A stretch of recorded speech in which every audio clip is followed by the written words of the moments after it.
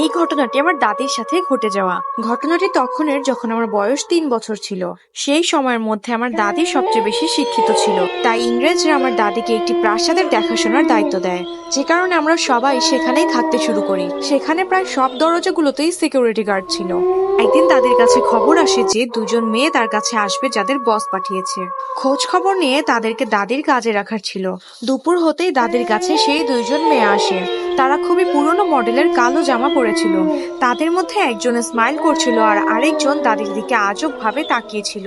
দাদি তাদের বিষয় ভালোভাবে জানার জন্য তাদেরকে নিজের অফিসে ডাকে, কিন্তু অফিসে কেউ না আসায় দাদি আবার বাইরে চেক করতে যায় আর দেখে যে বাইরে কেউ ছিল না। দাদি সৈনিকদের জিজ্ঞেস করে সেই মেয়েগুলো কোথায় গিয়েছে। উত্তরে সৈনিক বলে এখানে তো কোনো মেয়ে আসেইনি। এসব কথা দাদির কিছুতেই বিশ্বাস হচ্ছিল না।